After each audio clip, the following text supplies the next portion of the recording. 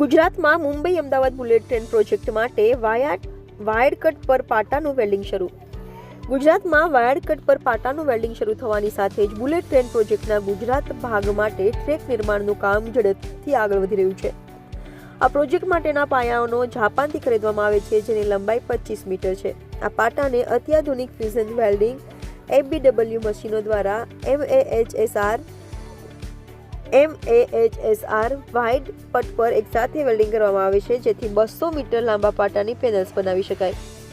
અત્યાર સુધીમાં આવા 298 પાટાના પેનલને એટલે કે લગભગ 60 કિલોમીટર પાટા વેલ્ડિંગ કરવામાં આવ્યા છે. મુસાફરોની સુવિધા, ટકાઉપણું અને હાઈ સ્પીડ મુસાફરી માટે ટ્રેકની સલામતી સુનિશ્ચિત કરવા માટે પાટાની વેલ્ડિંગ પ્રક્રિયા મહત્વપૂર્ણ છે.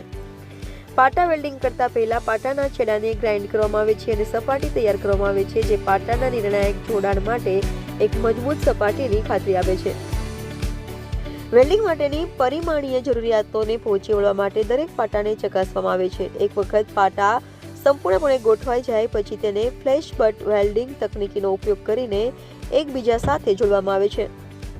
ખામીની તપાસ માટે ચુંબકીય કણો અને અલ્ટ્રાસોનિક પરીક્ષણોને ઉપયોગ કરીને વેલ્ડિંગનું નિરીક્ષણ કરવામાં આવે છે. કઠોર પ્રક્રિયામાંથી પસાર થયા બાદ 200 મીટર લાંબા પાટાના પેનલ્સને પ્રમાણભૂત માપન સાથે કામચલાઉ ટ્રેક પાથરવા માટે ખાસ રેલ ફીડર કાર દ્વારા સ્પ્રેડર બનાવવામાં આવે છે, જેથી slab laying car, CAM injection car વગેરે જેવી અત્યાધુનિક હાઈ એન્ડ મશીનરીની અવરજવર સરળ બની શકે.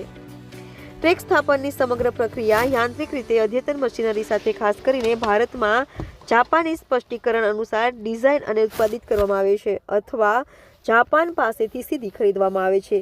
શિન્કનસેન ટ્રેક નિર્માણ કાર્યોની પદ્ધતિને સમજવા માટે ઇજનેરો, કાર્ય અગ્રણીઓ અને તકનીકવિદ માટે વિવિધ પ્રવૃત્તિઓ પર વિસ્તૃત તાલીમ અને પ્રમાણપત્ર TNC અભ્યાસક્રમોનું આયોજન કરવામાં આવ્યું છે. આશરે 1000 ઇજનેરો સંબંધિત ક્ષેત્રોમાં જાપાનની નિષ્ફળતાના માર્ગદર્શન હેઠળ ટ્રેક સમાપન અને જાળવણી માટે વિશ્વકક્ષાની કુશળતા મેળવશે.